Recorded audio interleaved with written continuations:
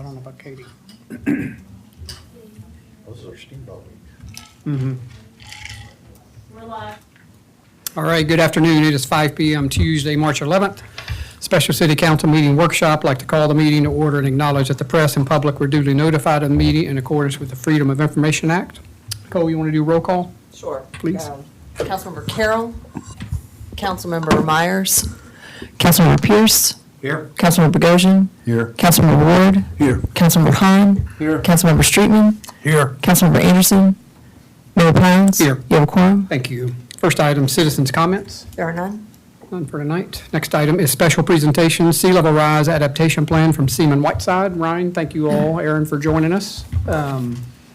We've got your PowerPoint making its way, and we've had a link to the report. So thank you all for the work and for joining us. Of course, and we brought a couple hard copies. If Awesome. anyone would like to review them as we go, we've got hard copies of the full plan.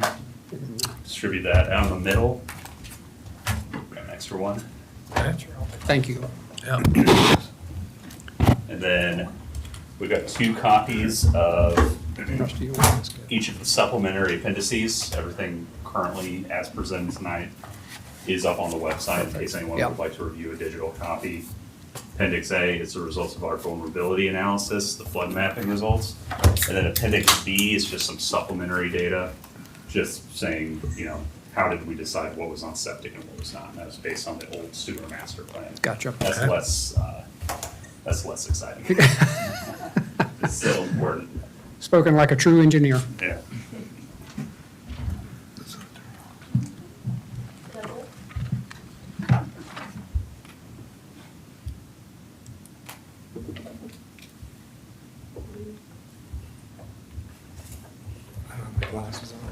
Is this on the screen for the people to watch, do you know?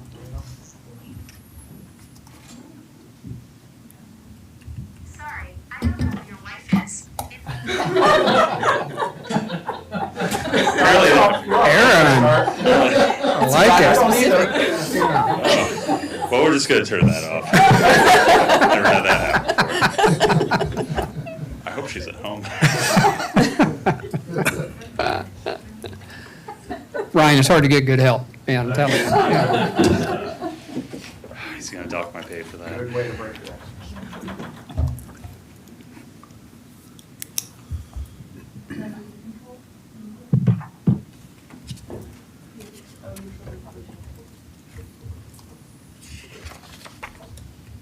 Does anybody have an account?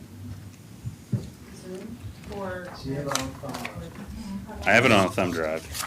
I've got it on the number. It's also a PowerPoint though. Is that me for a key? So, I don't know, I need, so Ron and Aaron, go ahead and start and we'll catch up the Okay. PowerPoint. Yeah.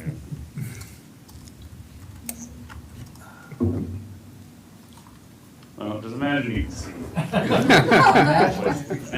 you can see. There we go. Now we're cooking.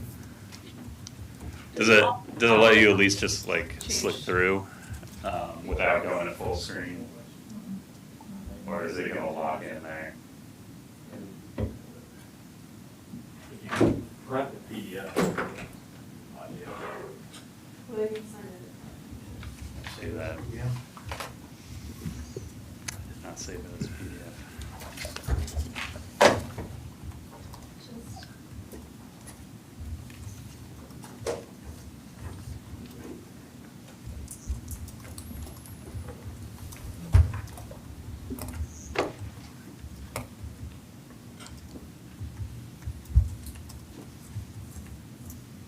You could go to dashboard. I think we're making progress. Yeah, I'll just give it an extra minute.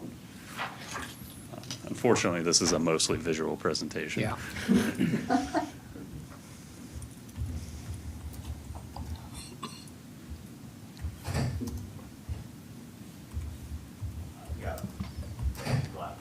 You do?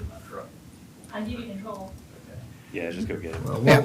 Douglas, why don't we shift gears while these guys are doing that, and let us just cover a couple of topics real Yeah, quick. go through a few topics and we'll get back on board. Perfect. So Douglas, why don't we hit dashboard and the short-term rental report? Please. Okay.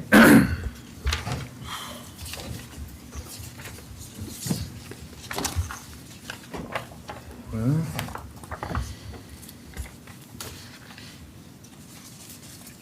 I tell you what, now my computer's downloading the, how about we do the financial statements? Is that good? I'll take anything.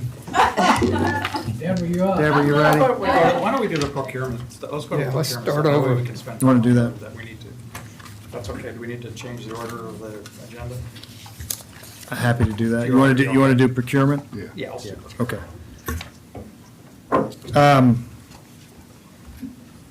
First thing is purchase of a public works, work director's truck.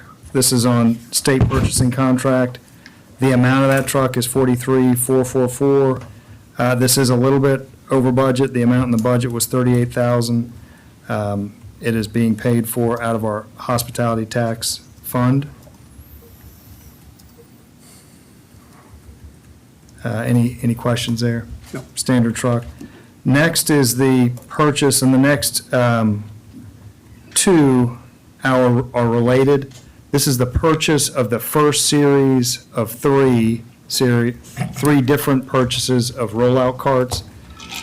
And this is really the first step in transitioning to an automated side-loading garbage truck. So we have to do this and be able to use automated side loaders. So this first amount is the purchase of those carts. The amount is $74,809, and that is for 1,100 rollout carts. That is a sole source contract. That's the Toter brand, which we have to use. That, again, is in the budget, in the general fund, budgeted at $100,000. The next purchase there is the assembly and delivery of those same carts. That is also going to be taken out of that $100,000 in the budget. The amount there is $14,025.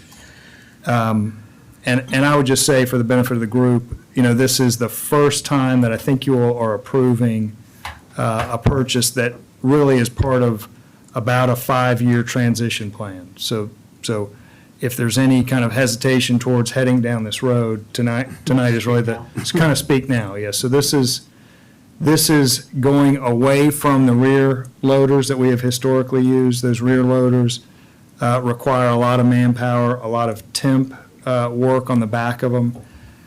We're getting concerned about the availability of that temp work, the insurance tied to those temp workers, so we're wanting to transition to these automated trucks that there's just one driver, they grab the can, dump it, go to the next can. So on our kind of schedule are 3 years of buying cans that would change out everybody's cans in the course of 3 years.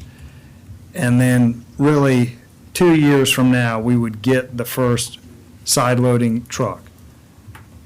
After that, we would have one. That one would do a route on Monday and a route on Tuesday, the kind of most efficient routes on the island, the kind of long, easy ones. And then we would plan to transition trucks after that to the automated side loaders. So eventually, we would have probably 2 or 3 of them. We do think we would always have at least one rear-loading truck. So this is kind of the first purchase in a long list of purchases. Wasn't there, I think when we talked about it at the committee, and Donnie and Douglas, keep me correct if I'm off base here, but these are numbered, so we're going to have an inventory now of where all of these cans are turning over, how many are at each property in the event that, at some point, we were talking about possibly changing up the model on the trash. That's correct. Yeah, So we're going to know the this will give us more address. capability as well. That's correct. And that's part of that second, the service connected to that second purchase by Container Pros. They'll create an inventory of each can, where they are, the address for each. What's the life of one of these cans? Typically. You have original cans on this island that came across over here in 1990, 91, I think. All right, so you got a pretty long lifespan to You're them? looking at 30-plus years on some cans, Okay, but they're done. yeah. No, I was just wondering, we're buying them 5 years in advance before we even get to use them, and, be 5 years of obsolescence on them already, but, just wanted to make sure they were still gonna be usable. Yeah, I think theoretically, you could buy them all next year. I mean, we're trying to kind of spread the effort and the expense over a few years. I do think, and I believe they've already changed out, that, as Donnie's saying, a lot of them are at the end of their useful life already, so we need to start changing them out anyway. If the council was of a mind to do it, you probably could delay this and do the entire island in one kind of $300,000 expense instead of three $100,000 expenses. But we just wanted to spread that over the course of a few years. But to your point, John, I mean, that is an additional year of use on those cans.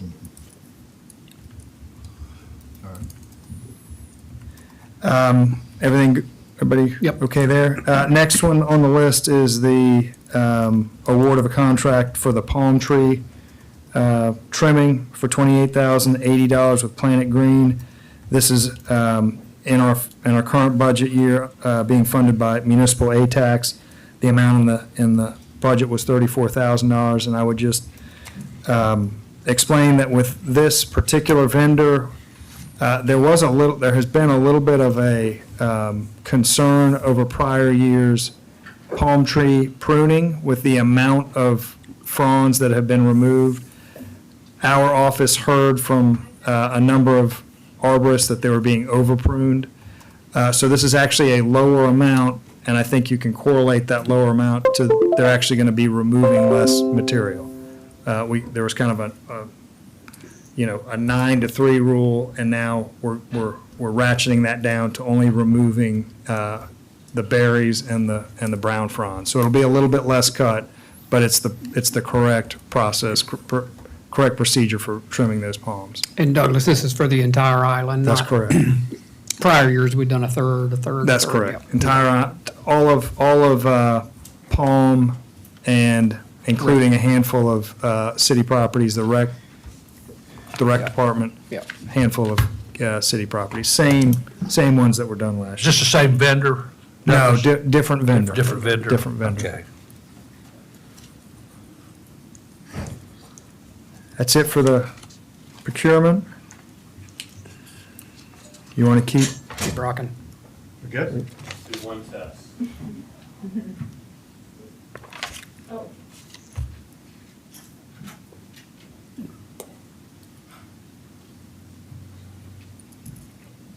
got a lot on capital projects. I know. You want to? Let's see.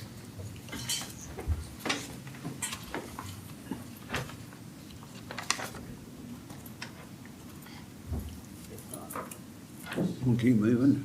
Well, and I think they're close. Yeah. All right, Aaron, Let's just do that. let's go. All right. Technical difficulties over with. So far. All right. Well, good afternoon, everyone. This has been a project that we've been working on for the better part of, I'd say, close to 15, 16 months. My name is Aaron Aiken. I was one of the water resources engineers on the project, really helping out with a lot of the long-term vulnerability planning, sea level rise analysis, and a lot of the modeling to actually look at inundation boundaries to determine, what areas on the island are at risk and kind of help determine what adaptation strategies we should take with that. And joining with me today is Colleen Williams, one of our land planning experts. I'm a landscape architect and was working with the water resources team to help kind of develop our recommended adaptation strategies. Yeah, perfect. So just high level overview on just what we're going to talk about today. Largely, we're going to follow the format of the sea level rise adaptation plan as presented and what's on the website currently.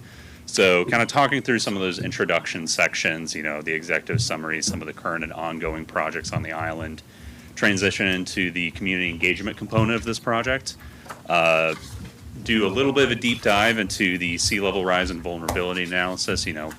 What mitigation targets should the island focus on preparing for? How bad is it going to get? Then actually talk about some adaptation strategies for how do we mitigate against these risks and increased risks from sea level rise and climate change.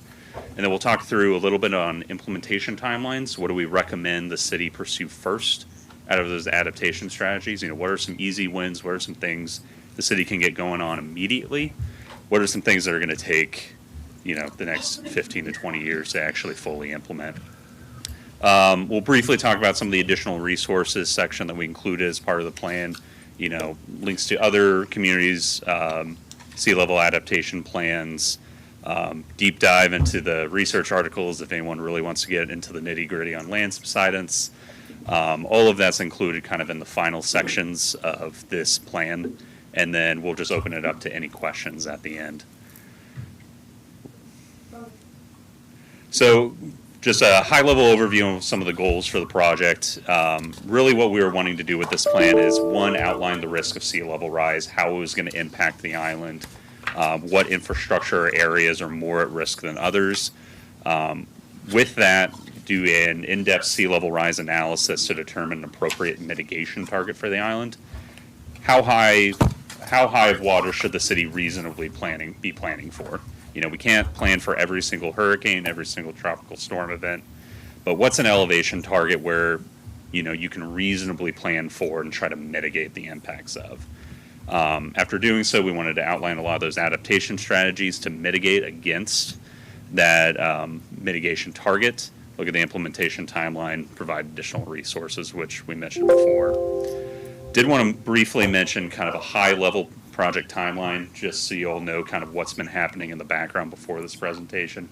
We got kicked off in fall of 2023. Really was starting out with a lot of initial data gathering, looking at previous plans and studies, starting to kind of try to get a feel of where we want this plan to go. We then convened a technical review committee of practicing professionals on the island in early February. Really what this group was formed of was engineers, geographers, working professionals that have been helping the island or surrounding coastal communities adapt to different elements of sea level rise, whether that be beach renourishment, stormwater, drainage, environmental or ecological issues. In May, we had 2 workshops. We started off with a planning commission workshop and presentation where we kind of had an open roundtable presentation and discussion, kind of getting into some of the details of our preliminary vulnerability of analysis, what mitigation target are we thinking, and to get that feedback directly from the planning commission. We followed that up, I believe actually the next day, with an environmental advisory committee presentation that really focused on a lot of the environmental issues facing the island. We opened up a public survey in July, which we'll talk through some of the results and how people responded to that. And then we, in the last couple, I'd say 6 months, have been back and forth with different levels with the city and then some of those committees we had engaged earlier, ironing out that final draft plan and updating based on comments and any feedback that we received. So as council, I'm sure is aware, there are several current and ongoing projects that kind of address tidal and storm flooding. The Phase 4 Drainage Master Plan. Are we on? Okay. The Phase 4 Drainage Master Plan that was completed in 2023, is that right? Studied an area from Breach Inlet to 29th Avenue and ultimately recommended 31 different drainage improvement projects. The ongoing design work at Waterway Boulevard, to the project to raise the elevated multi-use path, which would raise elevation in that area, and then several current and completed construction projects that would help solve some of the flooding on the backside of the island. And then there's been quite an extensive amount of ongoing work for the beach preservation. So studying, analysis, and then a CSU study was completed in May of last year that made some recommendations to help stabilize the beach on the north and south of the island. So we wanted to engage the community as part of this process to get their feedback. So over the summer, we we hosted a survey to get feedback from residents to help inform any recommended adaptation strategies. We asked them questions to gauge their level of concern about sea level rise, what types of impacts they were worried about, and what they would like to see the city pursue. There was a feature on there for them to also identify site-specific concerns and then upload photos related to those. And then we had a total of 233 responses. Of those 233 responses, the vast majority were residents and homeowners, and most people were concerned or very concerned about the impacts of sea level rise on the island. Specifically, the areas. Colleen, can you Yes. make sure you're on the mic? It's not coming through. Okay.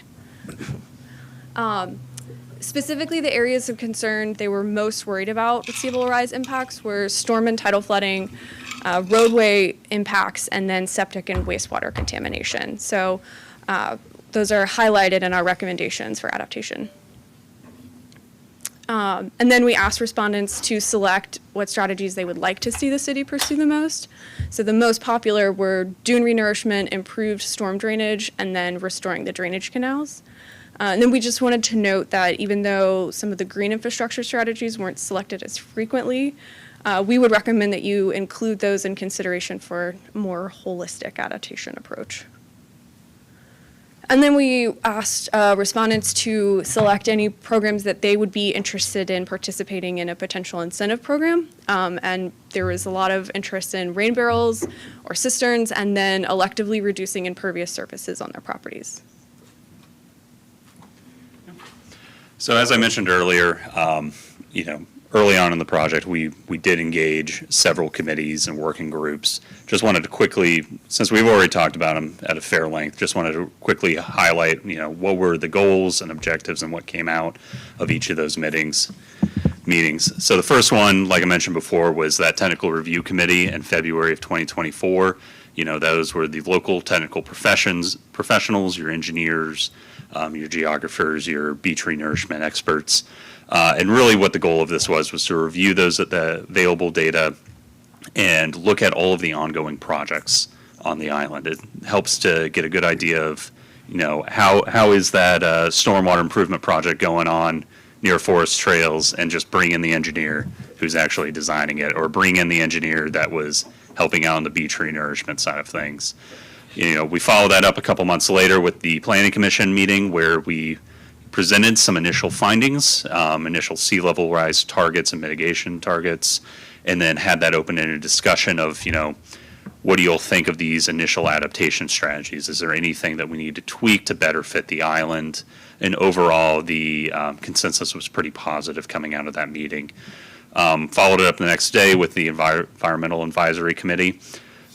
Gave essentially the same presentation as we did to the Planning Commission, but this time the discussion turned a lot more towards environmental issues. There is a large concern about the long-term impacts of septic on the island. What happens to all of these properties that are currently on septic if sea levels rise and now the entire property is flooding, and then you start to have that exchange with your septic or sewer systems. So that was one of their larger issues, as well as looking more holistically at water quality impairments across the island.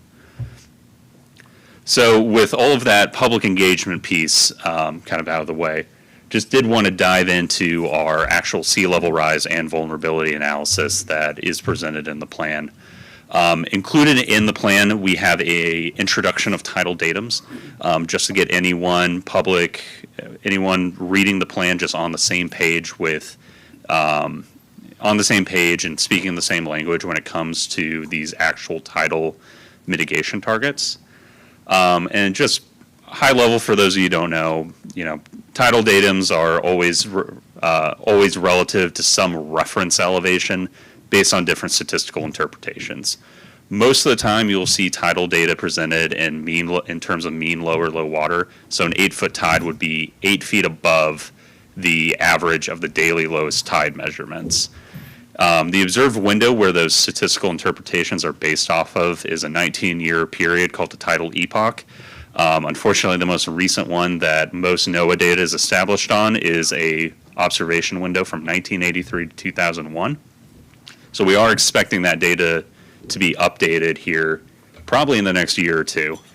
And the whole point of that little preamble was to say, a 6-foot tide today might not necessarily be the same as a 6-foot tide in 2 years. So we decided instead to, with all of our analysis data and tidal benchmarks, to instead fix that to a fixed vertical reference, specifically the North American Vertical Datum of 1988.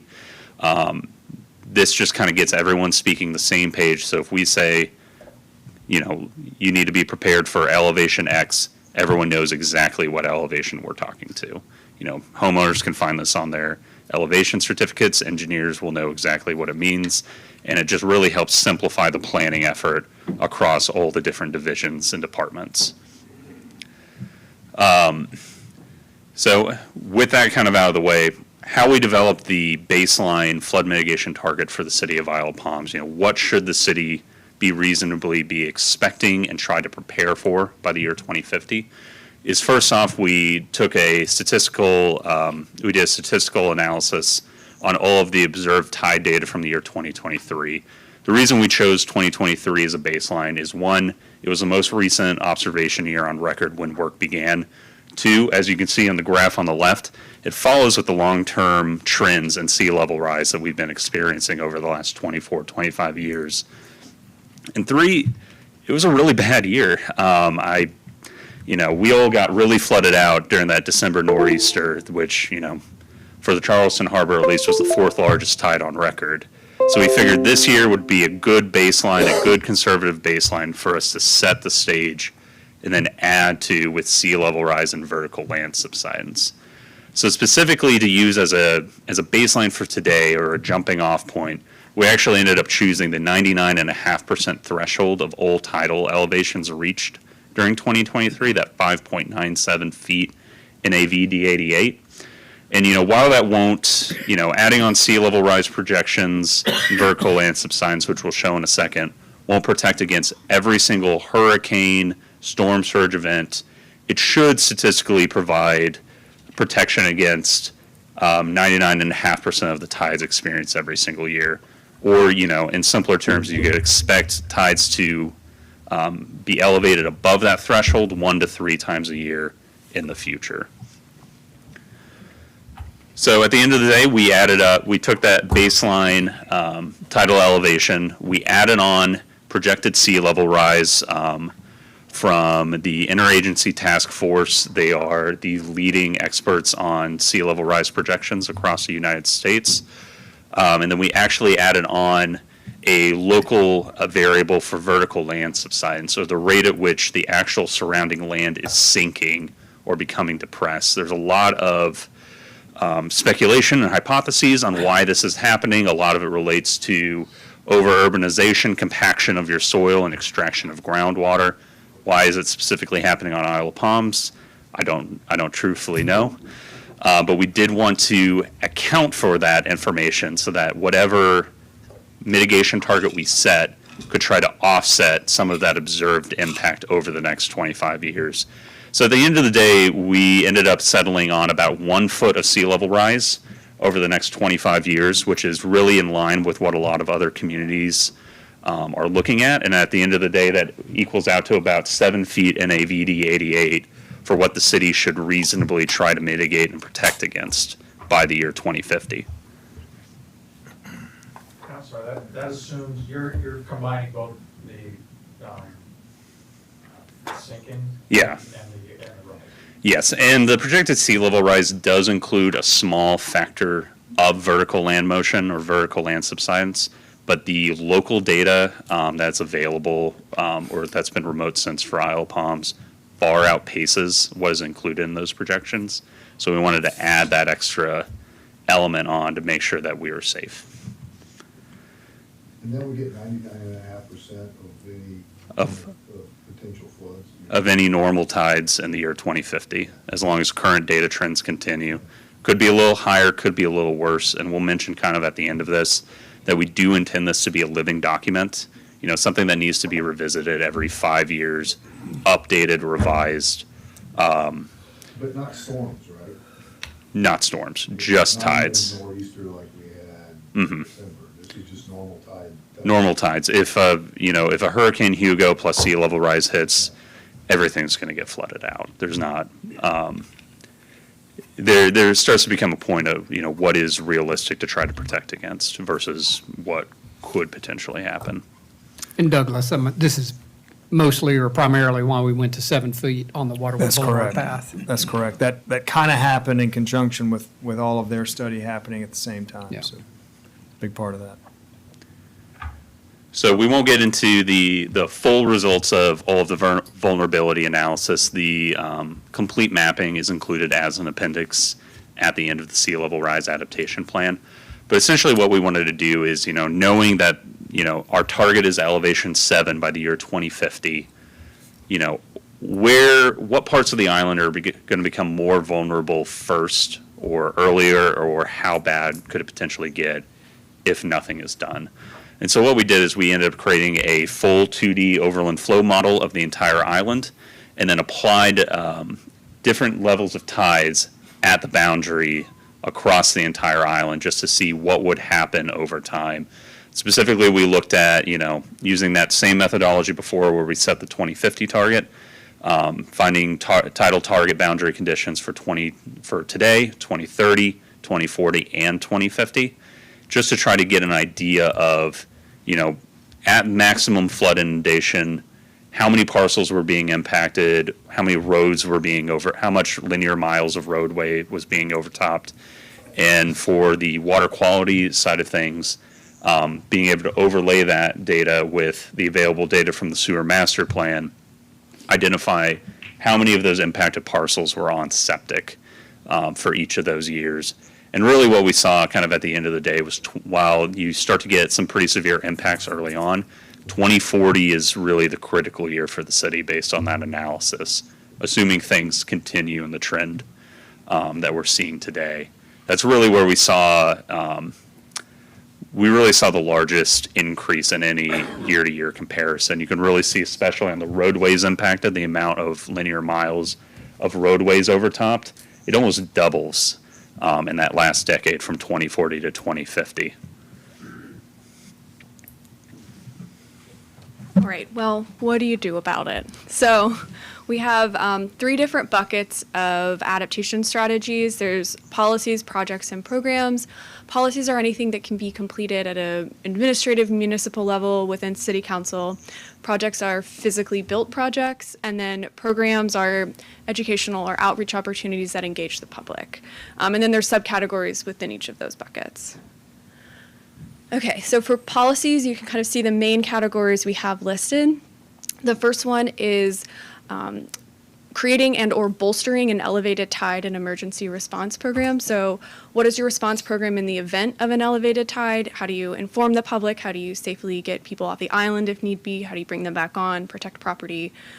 Creating that plan so that you're prepared in an event of emergency. The second thing that council can do is updates to zoning and building ordinance to include more mitigation strategies and more responsible development and redevelopment. We have a long list in the actual plan. Some of the things that we included were prohibiting septic tanks on new or redeveloped sites that have a sewer tie-in accessible, increasing tree canopy requirements to better stabilize the soil, and then restricting construction of bulkheads on the marsh side of the island. Create a design tool for redevelopment.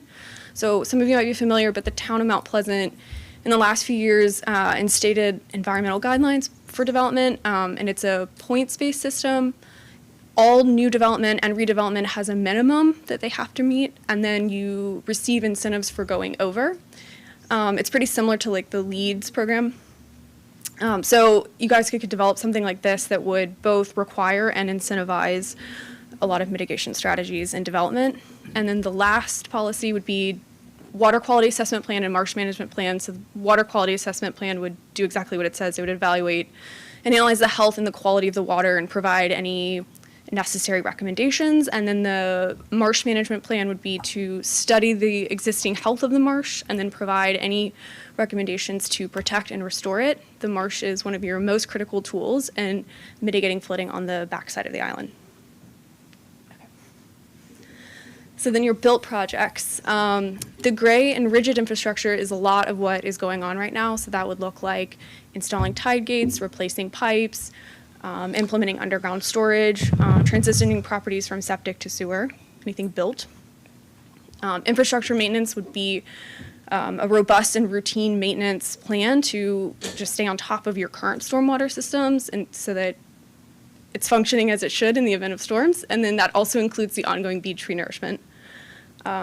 Green infrastructure, things like rain gardens, bioswales, living shorelines, things that utilize natural ecosystems and ecological systems to help mitigate flooding impacts. And then perimeter protection, we considered any sort of physical barrier on the edge of the island. So that's things like raising waterway, boulevard, dune renourishments to create a barrier, and then vegetated berms. Okay, and then lastly, programs. So purchasing flood-prone property. So exactly like it says, this can be eventually converted into some sort of easement and/or park. The city of Charleston is working on starting a program like this in partnership with FEMA right now.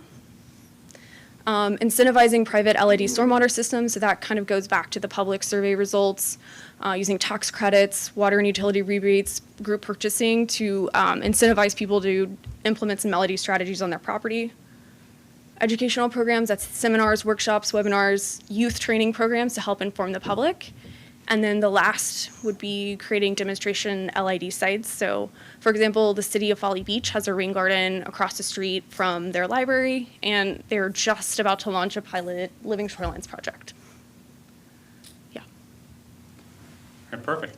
And then we didn't want to leave you all with a big list of stuff to do and not try to identify some priorities or what might be easier. So we're not going to go into every single thing on this list. This is just a snapshot from what's included in the plan. If I read through them all, we'll be here for another 30 minutes probably.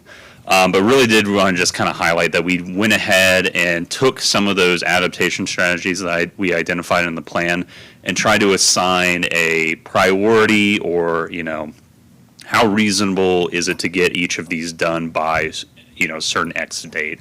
So a lot of those short-term goals, and I've got to actually open up my own version here because that is really far away. So a lot of those short-term goals really focus on in the policy section on those just immediate ordinance changes and things that council can undertake right away. So looking at, updating a lot of those zoning ordinances and redevelopment ordinances are easy things that you can work with, potentially other surrounding communities, try to see what other people have done, arrive at a solution that works for you, and then initiate that through council. Projects, we were recommending that the city really start to aggressively pursue trying to find the funding for the design, permitting, construction of a lot of the outfall improvements recommended as part of the Phase 4 master plan. A lot of those have tidal check valves included in those project recommendations, as well as berms to put on the end of different roadways that private homeowners could then tie into to try to start to create a more continuous perimeter protection around the backside of the island. Programs, we think an easy thing to get started on is try to find a spot to do these public education programs, a demonstration LID site, a rain garden. It can be as big or as small as you want. We've got Pawleys Island right now is in the process of working with the Charleston Rain Gardener program to help with a lot of the funding and design to put in a very small but demonstrational and educational rain garden right at the corner of their town hall. So we would recommend that you all look at doing something very similar.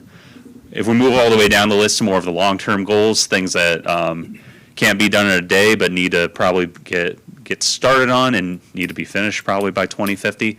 We have things like purchasing that flood-prone property. We know that's going to be a really long task order, and it's going to take a while and some repetitive loss to make those properties available for the for the city to purchase. And then really trying to prioritize transitioning all of the at-risk properties that are currently on septic, anything that's any of those parcels that are in the existing tidal flood boundaries, trying to transition all of those off of septic to sewer to try to create a more closed system for water quality purposes. And then the last section of the plan, as is right now, is we wanted to leave anyone that was really, really curious on wanted to do the deep dive into where we got some of the data and some of these analyses. We wanted to leave them with a whole lot of additional resources that they could dig into. First section of that includes links to a lot of the previous plans and studies that we referenced in this plan. So the comp plan, the Phase 4 Drainage Master Plan, and then some of the beach management plans have been done by the city in the last couple of years. We've got some resources on title datums and data resources, websites that include the actual descriptions and definitions of all the title datums that are used across the U.S., as well as a link to the Charleston NOAA tide gauge itself, which was the baseline for a lot of this title data.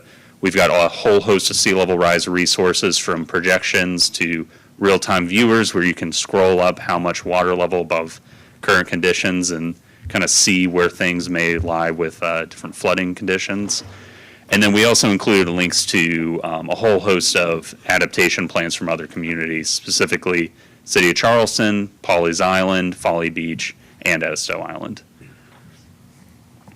So I guess in conclusion, the goal of this plan was to really try to outline the risk that Isle of Palms will face in the upcoming decade or two from sea level rise. We saw that a lot of the residents on the island are very concerned about the long-term impacts to the island. With our sea level rise and vulnerability analysis, we are recommending a mitigation target of 7 feet in AVD 88. It's about 10 feet mean lower low water in today's mean lower low water. And then we were able to identify a lot of adaptation strategies and a timeline for implementation of those strategies. And really the last thing I'll leave you all with, which I've mentioned before, this really does need to be a living document. Every 5 years, this needs to be reviewed and updated to make sure sea level rise projections haven't changed, update it with progress on adaptation strategies, and see if there are any new and emerging technologies that may be helpful. Eric, got a question or two. Go for it. The short-term, immediate timeline, Mm-hmm. it didn't really have a date certain on it, just said immediate. Yeah. Are we looking at, or do you sort of define that as being immediate to be developed within the next 5 years, Yes. 2030, because you had 2030? As soon as reasonably possible. Right. And those are action items that you may not be able to accomplish in a year or 2 or 3, but those are things that you need to start planning for and getting started on right away. Okay. Go back to that slide that had the 2023. Yeah. Do you mind backing up to the vulnerability analysis? Keep going? Yeah, right there. So if I'm reading this right, today we've got, or 2023, we've got roughly somewhere between the 2023, 2030, we got about 250 homes that are septic vulnerable right now with the conditions that we have on every flood. The reason I ask that is because we've had a couple of recent floods, and it's evident in the middle of the island, just with the post-storm, that they're all there. Yeah, and I'll mention, just kind of as a reference point for everyone, that 2023 tidal condition is that 5.97 feet, that 99.5% threshold. So we did have in 2023 2 tides that exceeded that. Chris, how many septic do we have outside the gate? What do we have, about 2.5 square miles? It's about 2.5 square miles, and we have how many septic? Probably 1,250. 1,250. How does 1,250 septics in about a 2.5 mile, square mile area compare to other places, and how's that vulnerable comparison? A lot of other coastal communities that we've worked with are primarily on sewer, so a lot of them are more closed systems. I think Isle of Palms is one of the larger septic communities that we have worked with in some of these vulnerable coastal districts. Edisto Beach still has a lot of septic, sulfur, no septic, but it's pretty high. Thank you. It's a pretty high percentage. And Aaron, what's your confidence level in all the projections? I mean, I know there's assumptions a mile long for this and other things, but. So I will mention on the projection side, first off, I'll preface it with, a foot of sea level rise is pretty typical for a lot of these adaptation plans. That's kind of where everyone in parallel has kind of landed on, is to expect at least 8 foot by the year 2050. With the actual sea level rise projections that we use for this analysis, there are actually 5 scenarios that are estimated by the Interagency Task Force that analyzes and has global climate models for looking at the actual local impact of sea level rise. We chose the intermediate of all of those 5 scenarios, so kind of middle of the road. So, there's one scenario that gets really, really crazy. There's one scenario that's not quite as bad. But through the year 2050, all of those scenarios are pretty close to each other within a couple inches. Rusty? Are the other cities' plans available online, the ones that you noted there? Yes. Is there anything that's really, other than maybe the septic, we're talking about being one of the larger septic communities, is there anything that really makes Isle of Palms unique compared to some of the other local municipalities that have plans that's either more urgent or less urgent? Anything stands out? I think that really what stands out on Isle of Palms is just the vulnerability on the backside of the island, specifically the communities that exist within the first couple blocks adjacent to the marsh side. Really with the way the elevations play out across the island, most of your vulnerable tidal flooding, not counting storm surge or erosional issues that may eat away at the beachfront, but your everyday slow roll-in tide, you have a lot of areas that are really at high risk of being flooded. We did include in this analysis, we didn't want to leave out wild dunes in this analysis, so we did include the entire island. There are a lot of areas that are very low along the marsh front up there that are really at high risk of long-term flooding and being cut off during some of these flood events. We have a very large bay out there, don't we? We do. Offshore. Those identified in the mapping, The the high vulnerable areas? Yes, so in the mapping, what you'll find is the maximum flood inundation footprint, similar to what's up here on the screen for the entire island, where the different shades of blue just match up to the maximum tidal inundation boundary simulated at each of these tidal conditions. So in a perfect world, by 2050, if it's getting up to, almost 7 feet in a VD88 a couple times a year, you could reasonably see tidal inundations reaching the light blue areas. And so we really wanted to provide that gradient for planning purposes to say, well, my neighborhood over here is maybe a 2050 only or a 2040 only. We should mention, take the mapping with a grain of salt. It's not to be used for exact purposes. It is meant to be a planning So document. when you say parcel, let's say there's a parcel, but it has 10 units on it, that's still one parcel. That's still one So parcel. that wouldn't be, we have like 4,500 units on the Mhm. island, that could cover a lot more than 1,000 homes. Yes. Yeah. Yes, especially on some of the flooding along the beach side. There are some areas that are more at risk of up near wild dunes that are home to larger sets of condos Yeah. that do become more at risk, around 2030 to 2040. Those would be included as one parcel. Though the appraised value, we did try to use county assessor data to figure out what the actual assessed value of that entire parcel that is being intercepted by those maximum inundation boundaries. And those parcels do include wildlands. Yes. Douglas, why don't you talk about what's next? Between this and the comp plan and the community enrichment plan. Yeah, beach so- Reservation. So part of what the Planning Commission is doing, and they started this work last month, continuing it tomorrow, is they are, there's a lot of overlap between this plan, you've got the comprehensive plan coming to you probably next month, and the community enrichment plan.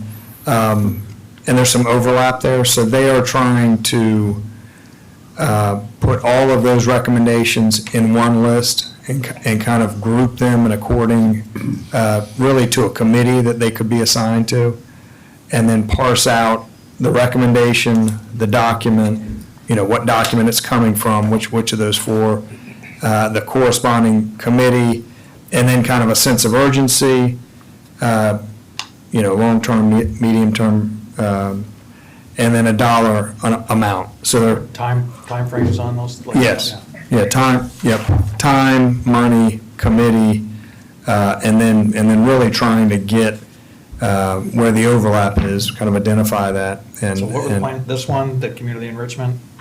community enrichment plan, the comprehensive plan, Beach management? and I think, yes, the ad hoc committee's recommendations.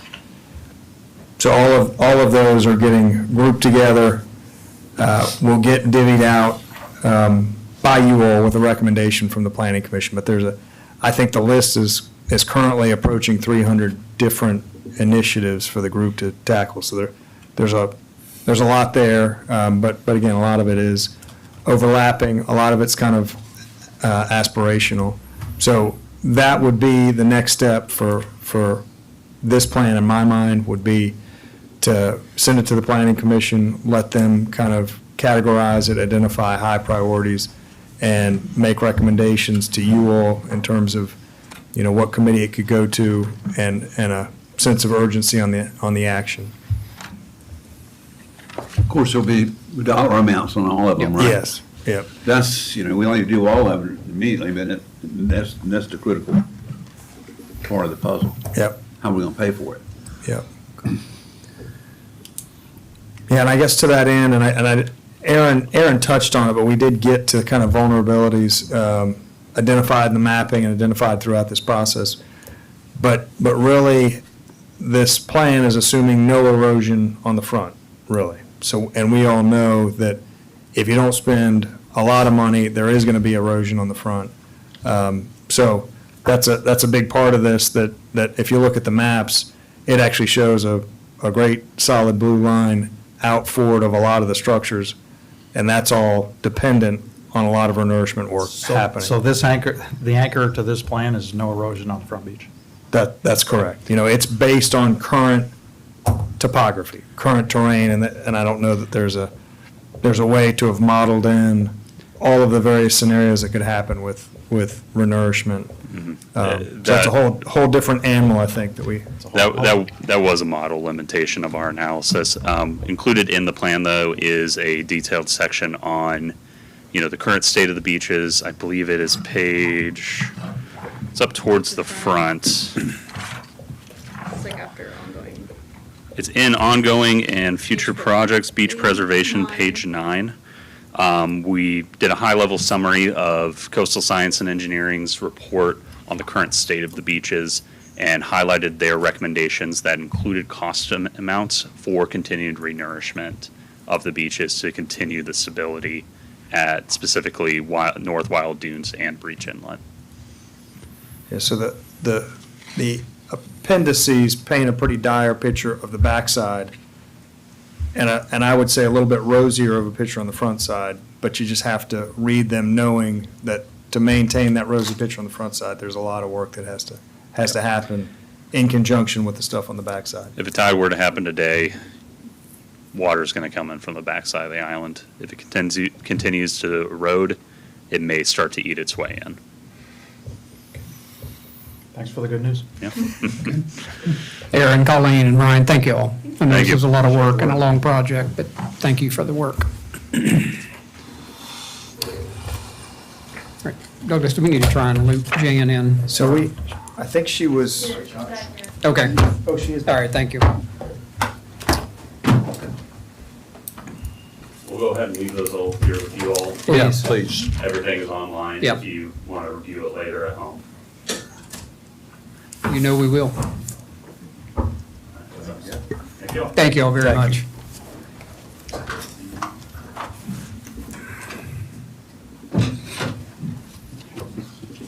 So Douglas, when you're ready, let's shift gears back to dashboard and short-term rentals and financials.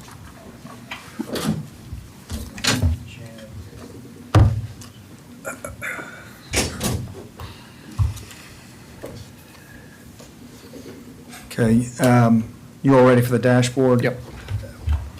Page 3 in the packet, just kind of high level, there's one police officer vacancy, one firefighter paramedic, and one firefighter vacancy.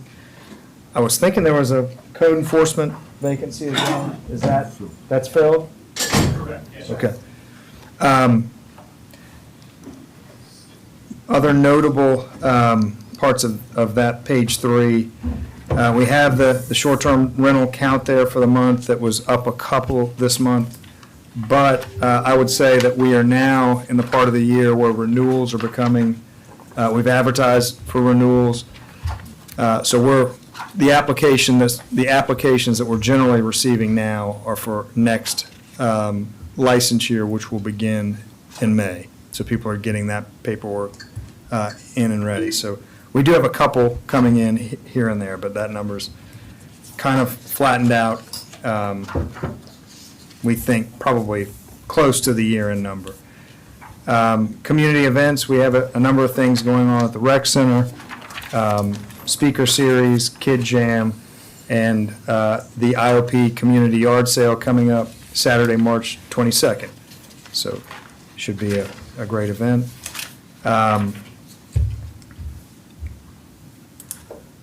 Short-term rental page, I think we've gone over that. The current number is 1788. I think we're, again, kind of at the top of that list for the year. You have the departmental reports in your packet. Happy to answer any questions if anybody has any there.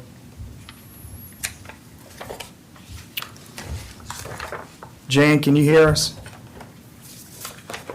Okay, good.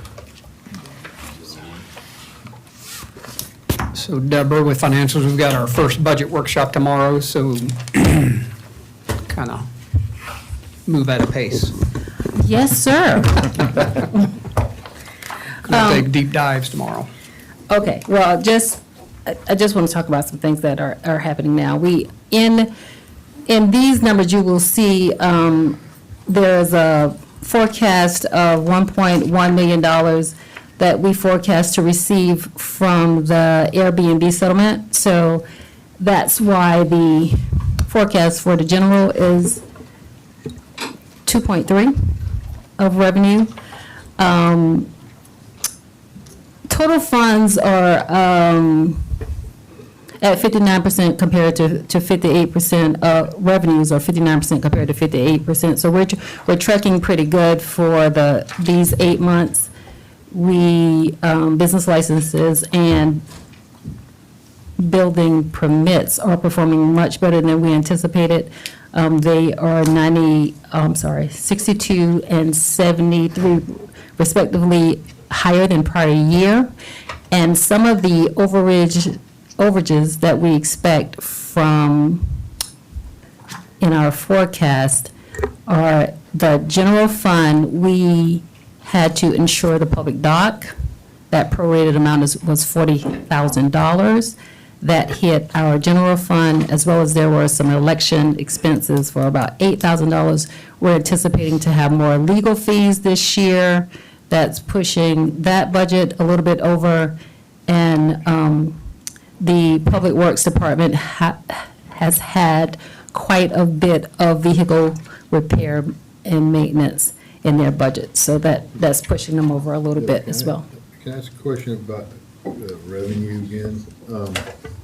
It shows down below the general fund revenue in this box on the left to be 15,939. Yes. But up top, it's 17,151,000. And there's that, and you mentioned just something about this Airbnb.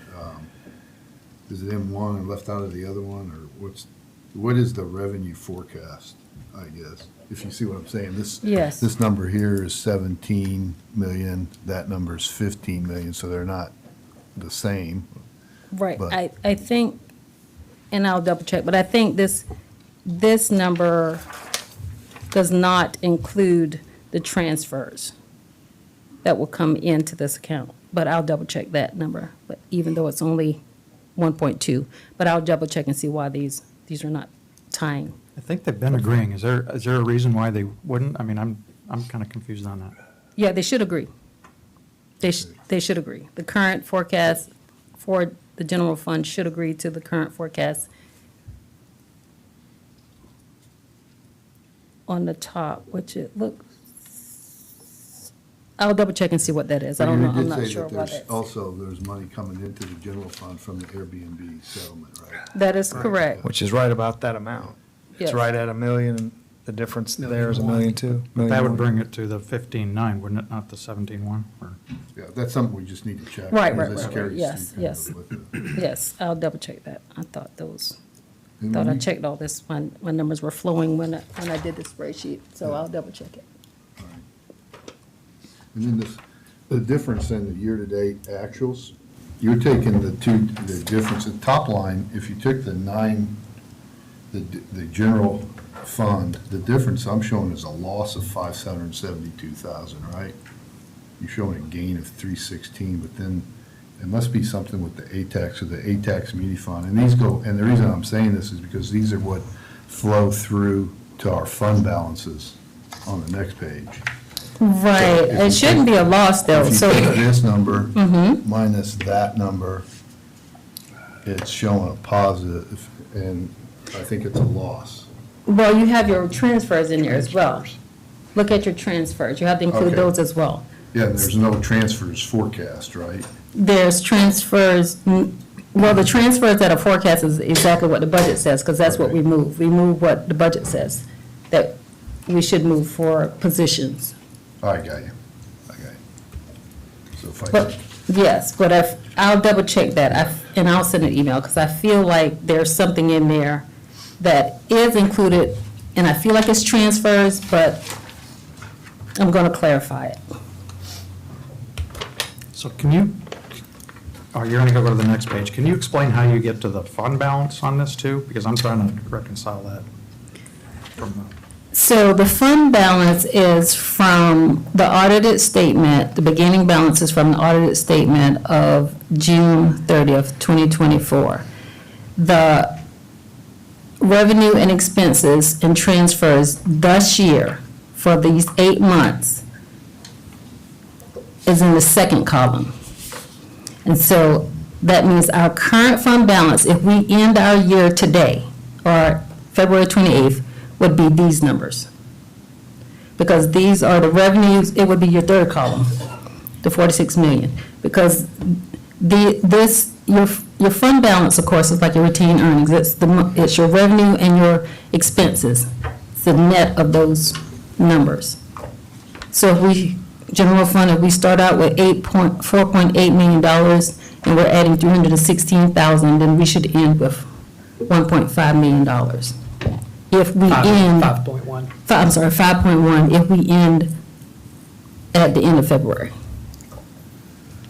So like when you did the updated forecast, and what I tried to do is if I take, say, municipal A tax, and we have a beginning fund balance of 4628, the difference between the actual revenues and the forecasted is a 974 addition, then the expenses are 686.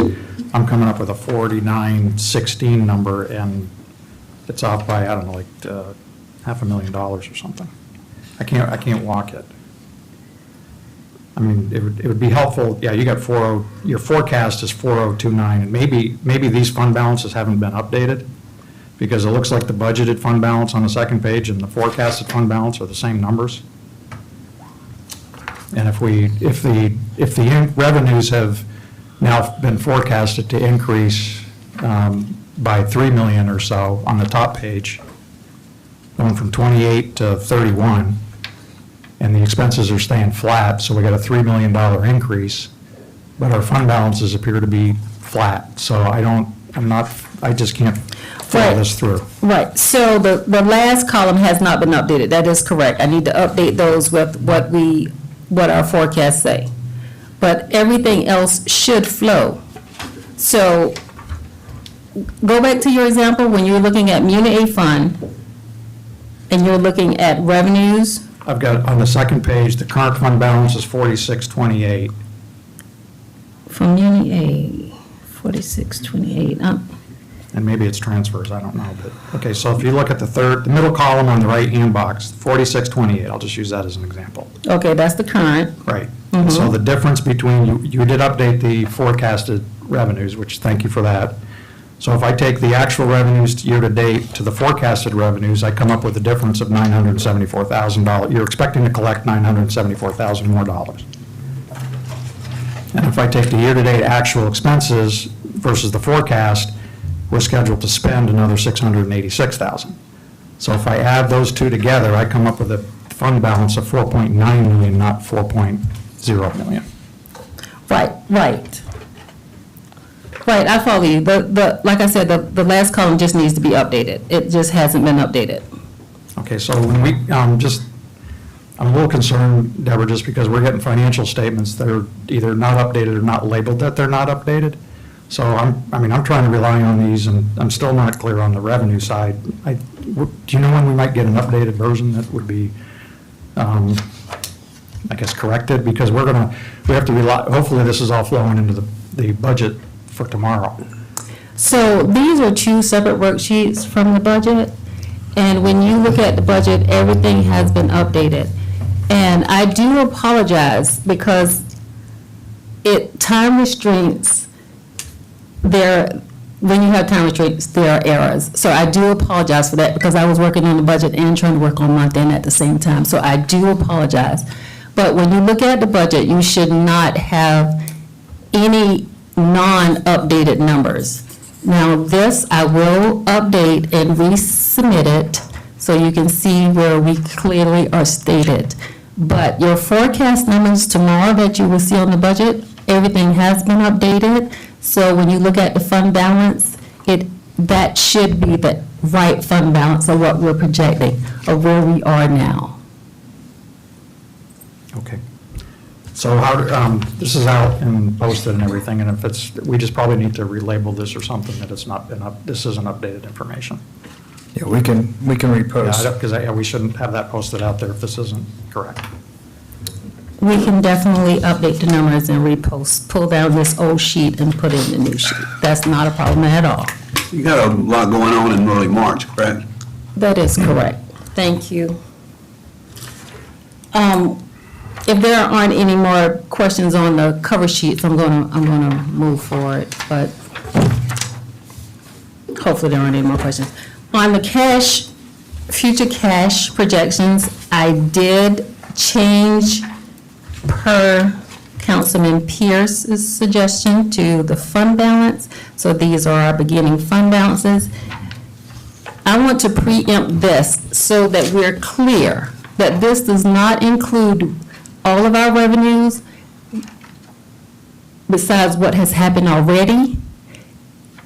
It does not include future revenues. It does not include any forecast revenues. It does not include future expenses, except the large expenses that we have put on here that we anticipate. So when you look at these numbers, we will not end the year like this because it is missing a lot of the operating revenue and a lot of the operating expenses. I just want to make that clear. Oh, thank you.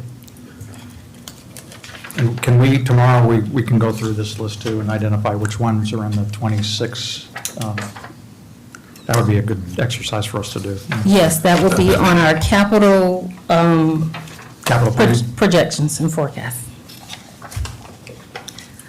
Now, are we not showing this on the screen? I don't know. We can? It doesn't matter. So I want to look at the tourism schedules. We did receive $51,474 in our Muni A fund, so that has us 5% higher than prior year at the same time. The state accommodations, we received $396,649. That should be 8% instead of 28%. It did not pick up the right formula, but when I update the cover sheets, I will absolutely update this one and make sure the right sheet is in there as well. The pass-through, we received $100,769. That has us at 8% higher than prior year. For the hospitality tax, we received $55,450. That has us at 4% higher than the prior year. And beach preservation, we received the same amount at $51,474, which is also the 5% higher than prior year. For our local. Deborah, hang on one second. Amy, that's tomorrow's packet. Go ahead, sorry. For local options tax, we receive $89,113, and we're flat over prior year. So we have received this month, we did receive money for each tourism fund. There are some project worksheets in your folder. You can take a look at them, but I do want to make one correction. And this will be updated in your online as well. For the drainage, marina drainage, I think that's on page 50. My top numbers did not carry down, so the remaining balance on that contract is $72,431, and as well as the same number for the budget, because that's what the budget is, the same amount as the contract. So it should be $72,431, not a negative $32,009. And all of these will be updated by tomorrow afternoon. Are there any questions? Thank you. Sorry it took me longer than I anticipated. It's all right, not a problem. Thank you. So we've got our budget workshop tomorrow, so we'll have a deeper dive on some of these pieces. Douglas, capital projects update, I know we've got a lot flying around. Yep. And I wanted to kind of focus on two parts of the capital projects that we're focusing on. First is the Waterway Boulevard elevation project. And since you all have last talked about this project, we have unfortunately heard from the Wild Dunes staff that we initially heard that they were not willing to participate with us with that project. And you'll recall that this is a project that to go from 6 feet of protection to 7 feet of protection, the only way that can realistically happen is to do it within the limits of the golf course. Golf course is being worked on now. It's already been kind of torn up. We were kind of marching forward with trying to enter into an agreement with Wild Dunes to pay for that work and pay their contractor through Wild Dunes. That led to a legal review as to how the money should flow through from the city to Wild Dunes to the contractor. And I think, as best I can tell, that legal review put the ownership in an uneasy position. So they came back to me and said, unfortunately, we have to back out in our cooperation on this project. We have tried, the city has been trying to work to appease their concerns. We think that us hiring the contractor directly will help. We also think that if we could create new drainage easements, label those easements as having improvements that we solely take credit for, that we can potentially work through their concerns. But at this point, we're very much trying to kind of salvage that project, unfortunately. So their concerns are down in the future? Yes. Not with the construction or the construction phase of the liability in the future? Yes. It's my understanding that they feel like if they were to do a stormwater project and anything kind of ever happens to a property adjacent to that, and as you all know, the nor'easter put 3-4 feet of water into some of those houses. I think their ownership feels like if it's their contractor, their property, it's going to be seen as their project, and that there is additional liability that they're assuming by participating with us. And I think it's purely just a exercise of reducing liability wherever they can.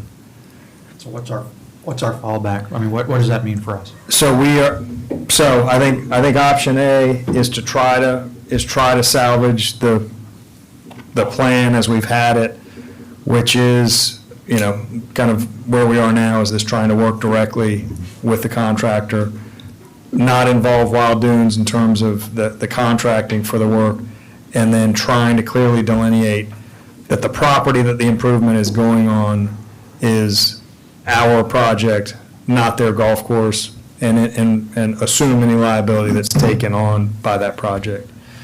If we can't get them comfortable with that, I think that the only, and Tom, I've asked Thomas and Hutton to look at this, but I think we have to drop back to the original plan of protecting up to 6. If you'll recall, that work was all happening in the public right-of-way. Unfortunately, that plan puts that protection on the wrong side of those properties that they're concerned about assuming some liability from. So it would put some additional properties back into harm's way. So, from my personal opinion, it's a far inferior level of protection for those properties. But I think that would be our ultimate plan B, would be go back to the 6-foot protection model. So that is a very active, we're meeting with Heritage a couple of times this week. The city attorney is meeting with the Wild Dunes attorney, trying to get them comfortable, so that there's a lot going on. Kind of Thomas and Hutton, another part of it is Thomas and Hutton intentionally left the specifications broad, so because they know that golf course engineers like to kind of move things around as they're doing it, so they intentionally drew the specifications that way.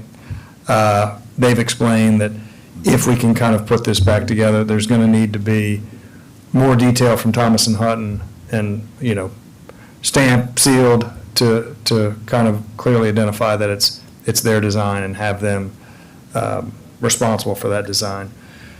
So that was a little bit of a setback. I think it was either the very last day of last week or the beginning of this week. So it's kind of had us, as you will recall, there's a very short window here to have all this pulled together, and this is happening right in the window, so. So any idea when we might have I think we were trying to kick the project off shortly. Is this something that we'll know closure one way or the other in a month or two, or? I would say within a month.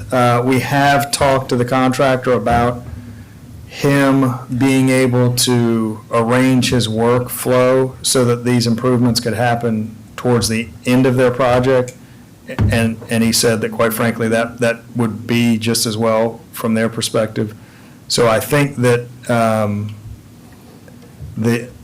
time is definitely of the essence, but I think he's saying that it wouldn't be terribly challenging to put our portion of the work at the end of their project. So I think we do have a little bit of time.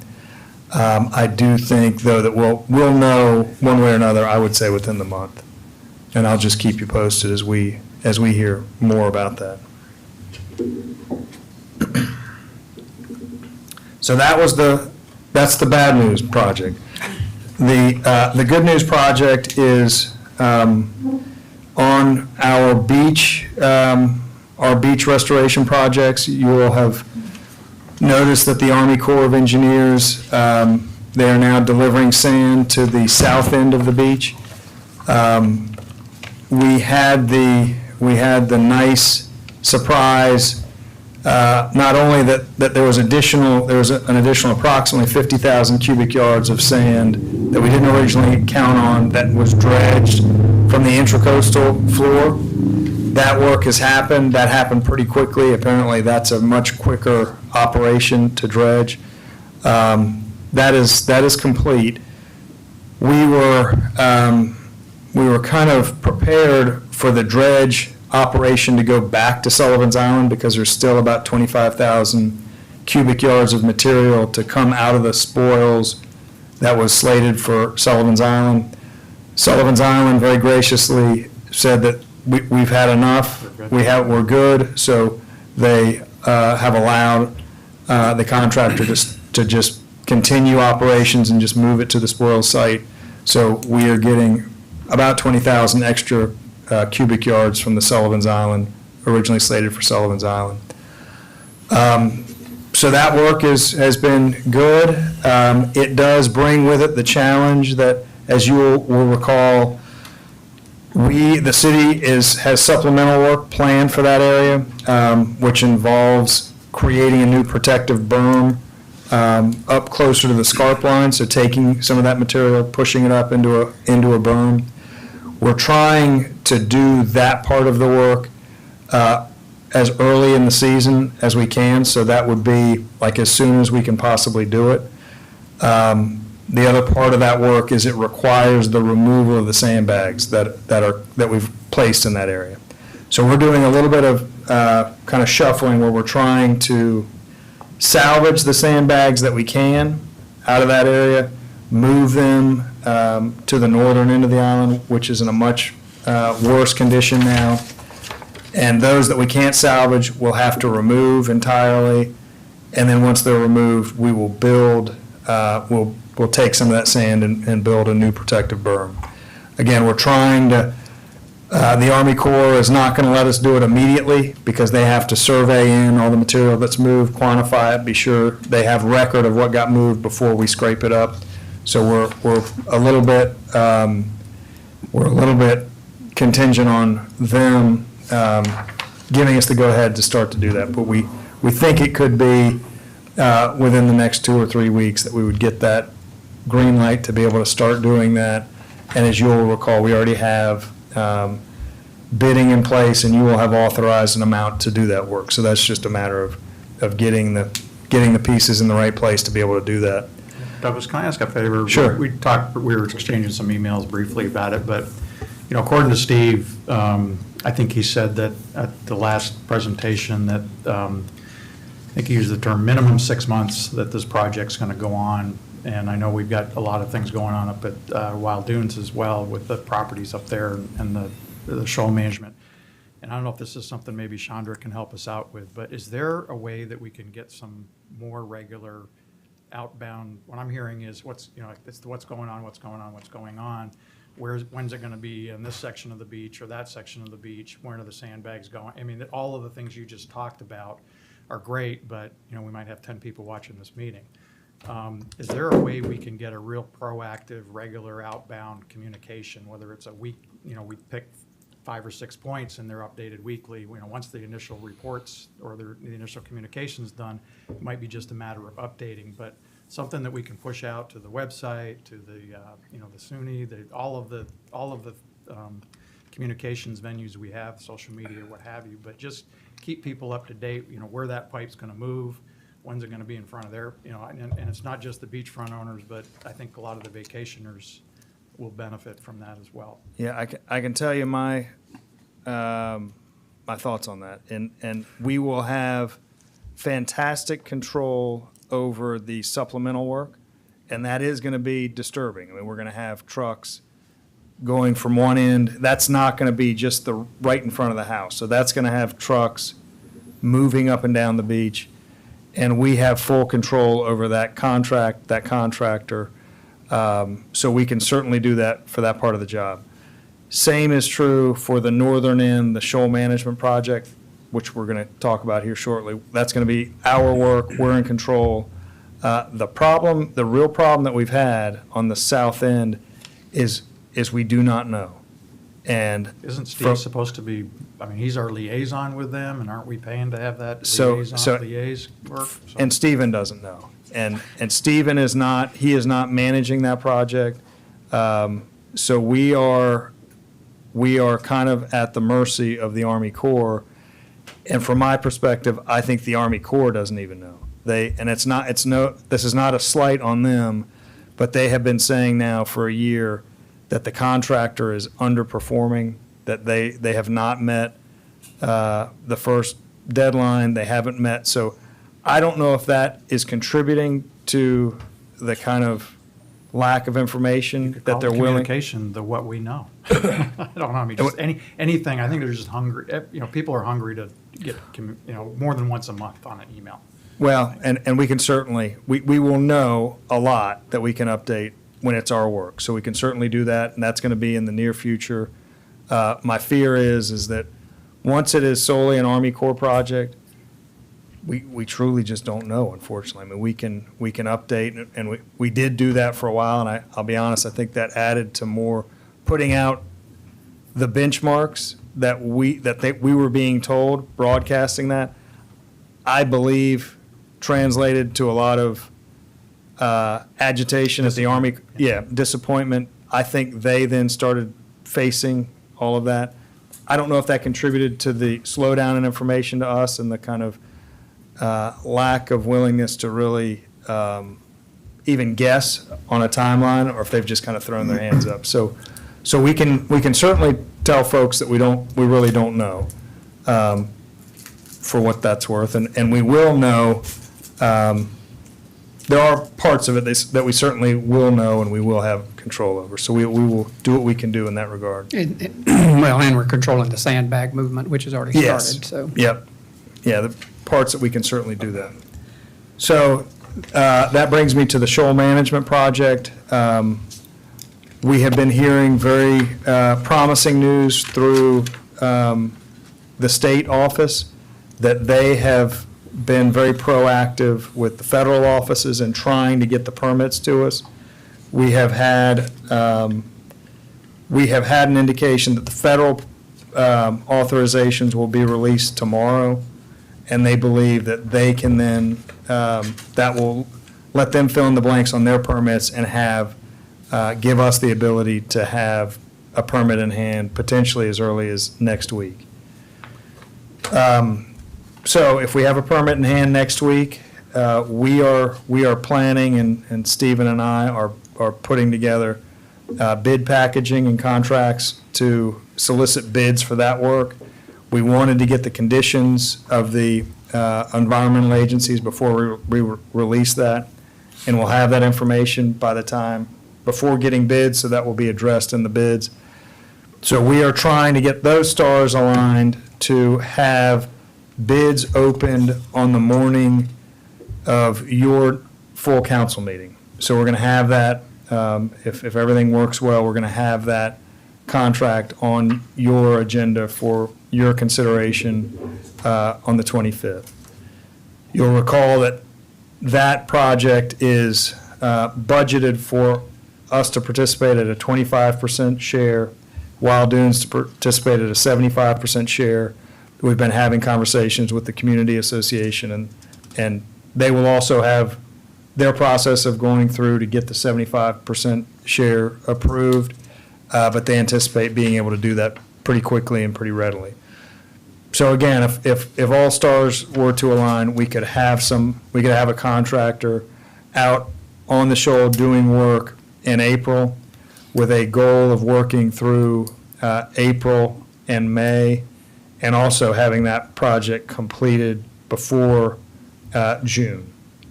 So that's kind of our hope, is to, get that largely wrapped up before the beach gets too busy down there.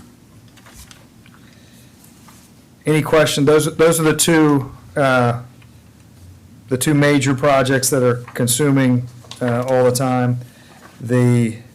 I have updates in your packet on the other projects.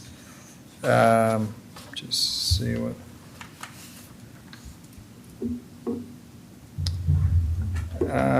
Green space, that you will recall, I think at the last full council, that we kind of agreed to have the marina tenants and the designer come back to this meeting. We're trying to get that set up for your April workshop.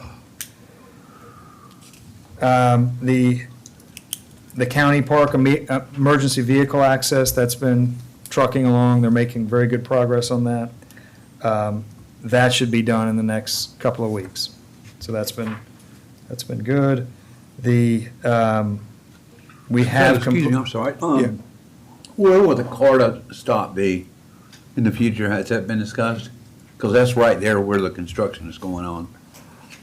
I think it'll still be right there. I mean, I don't know if they there is a new done. driveway there, so they would need to not block Well, that they driveway. Yeah, they could move up a few feet. Yeah, so, but I think it Just wondering. would still be in that same Yeah, we have a location. Carter meeting next week, you know. Okay. Because that'll They- be completed before season. Yes. Yeah. Yep. We have the boardwalks at 36A and 26A almost completed. 26A has maybe a day or two left before it's completed. So those projects have been progressing well. We talked about the beach. The rest of these, I really don't have much of an update on. City Hall, I think you will have that in your kind of budget discussions to talk about. We've gotten a little bit of an update from the county on the 21st Avenue sidewalk repair and extension.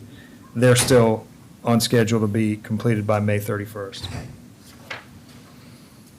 That's all I have on those. Thank you, Douglas. Next, strategic plan, policy initiatives and priorities, livability, review of the scope of walkability study. What we have in our packet is from the COG, which would perform this work for us. And just a reminder, this is being paid out of the ATAX money that goes to Explore Charleston. So that was targeted 2 years ago, I guess, with them and agreed upon. So that'll be paid out of that bucket, but How much is it, dude? 30-ish. Yeah, they're estimating between 25 and 30 for that work. It's on your agenda really for just review of the scope. We've reviewed it internally, we worked a little bit on it, we think it looks good. If you are okay with it, it really is work that would start between the COG and the city, but paid for by CVB. Yeah, I think staff going to COG was a good idea. We don't leverage them probably as much as we Yeah. should, but We don't get much for $25,000. fair. Next is discussion of MOU with Charleston County PRC for future maintenance of the emergency beach access path. Yeah, this is something that the city will need to do before the maintenance needs to begin on this new path we just talked about that's scheduled to be complete in the next couple of weeks. This MOU is with the city attorney being reviewed and marked up. It's a first draft, so I just wanted to put it on your radar, let you know that we're working on it. There's one kind of minor issue that we're planning to go back on what we call the Clatter Bridge. It has the city maintaining that Clatter Bridge in the event of a storm. That there's a Clatter Bridge there now that they are maintaining. I think we would hold that you've had a Clatter Bridge, you should continue to maintain this Clatter Bridge. But the rest of it is fairly routine, and we're working well through it with the county staff. And this would be hopefully in its final form reviewed and ready for your consideration at the 25th meeting. Thank you. Discussion of ordinance 2025-02, parking. Yes, this is one that's, was given first reading at your last meeting. This is changing the section of the code that specifically called out the parking rates at the Front Beach area.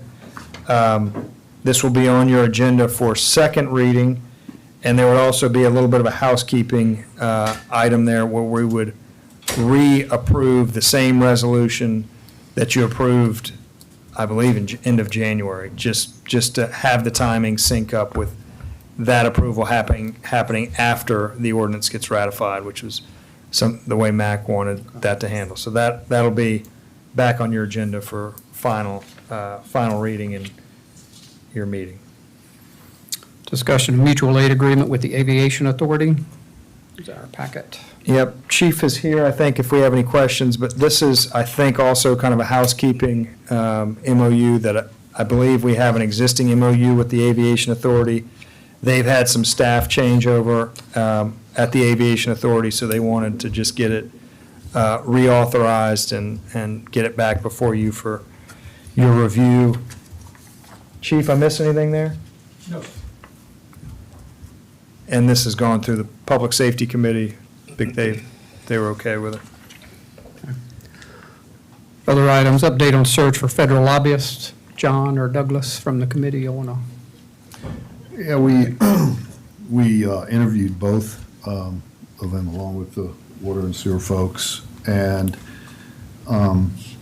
I think the next step was there was a price differential between the two, and we're going to go back and discuss pricing with one, and Douglas has already done that, and they've come back, and essentially the price of the two are now equal.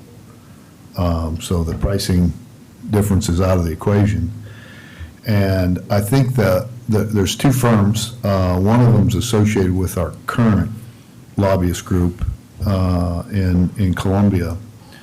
And that group, I think there was a consensus around that. That group offered a lot of South Carolina links. There was, especially to Senator Graham, and to the governor's office. And ultimately, to get anything at the federal level, it really has to be sponsored by your state contingent. And I think there was a consensus that they're both firms are really good, but that kind of, if pricing wasn't in the equation, that it would probably more weighted towards that firm, which is the Thorn Run group. So that's where we were. We did say that we were going to try to negotiate price, bring it back to committee, but I don't know if there's, I think Douglas and I were talking, I don't know if there's really a need to bring it back to the Since you committee. since you got a we got the match. pricing already, so we can, The only thing I would add to what John has said is the pricing now matches. There is a slight, in my opinion, a slight difference between the services provided as it relates to grants. One of the firms is including up to $36,000 of grant writing in their proposal. They've kind of indicated to us that that would be maybe a grant or grant and a half of writing. So they've kind of put that into their scope as being a service that they would cover. The Thorn Run Group, that's the Ferguson group that's offered to do that. The Thorn Run Group just doesn't really have the grant writing staff so there's a little bit of a difference in the two proposals.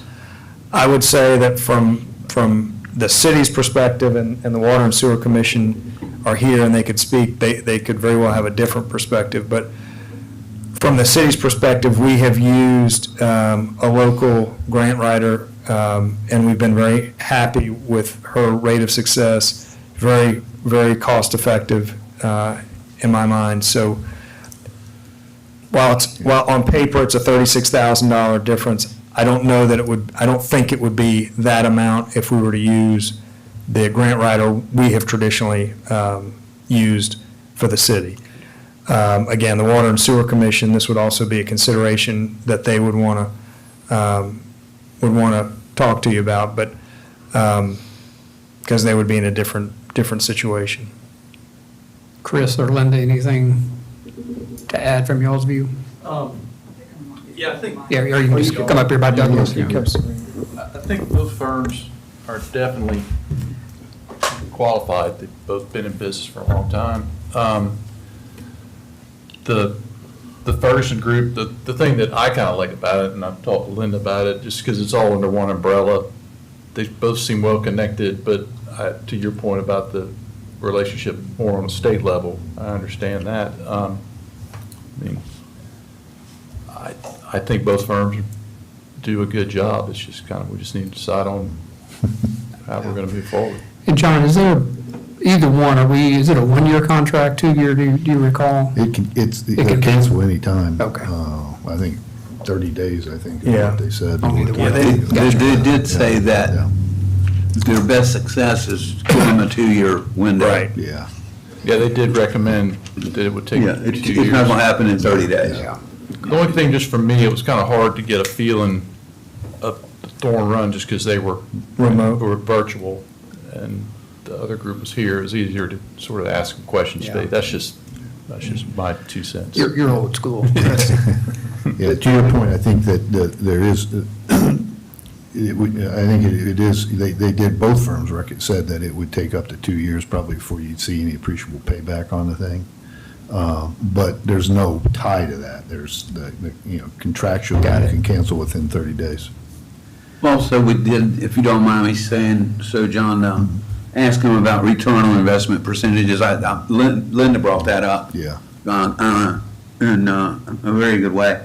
She pushed them hard on it, and they could be pinned down, but I got the general feeling that if it wasn't in 10 times the investment and what they would return, then they wouldn't be happy with their job they're doing. Yeah. Is the impression I got. Right.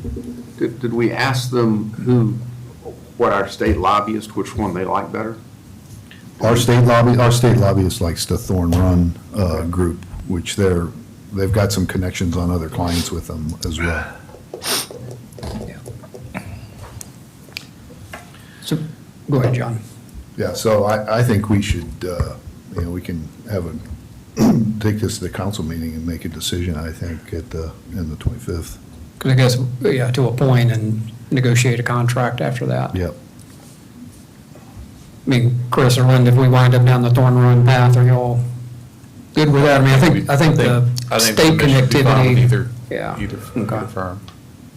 I mean, it feels And I know like, they're very interested in partnering with the city Yeah. in this venture. this feels like the state connectivity and the lobbyist connectivity, if we're Yeah. close to being equal, that feels like that would push it over to me, but Yeah. that's just my opinion. So are you all ready? Can I put this on the agenda for the 25th? I think so. Do you want to just, if there's a concern that comes up between now and the 25th, just contact me?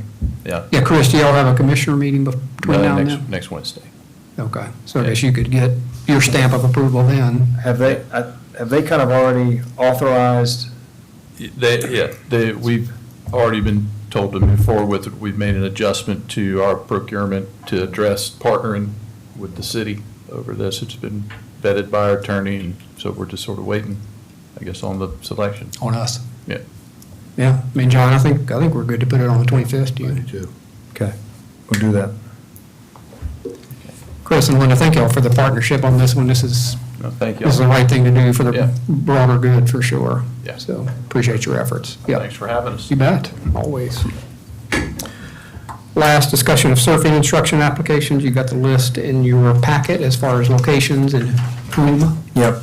I would just say, I still haven't had the ability to vet each of their applications for complete insurance documents. We wanted to get this before you. I think it's not positive that they're exactly in the same locations that they were, but I know that council previously wanted to spread them out a little bit. They appear to be spread out. I know that at least some of their documentation is outdated, so that is still on the staff's to-do list, is to vet that, be sure everything's up to date before we actually authorize any of them to start doing surf lessons. I noticed Philip, he's also got CPR and other safety Yeah. qualifications. Do they all have those? I'm just kind of curious.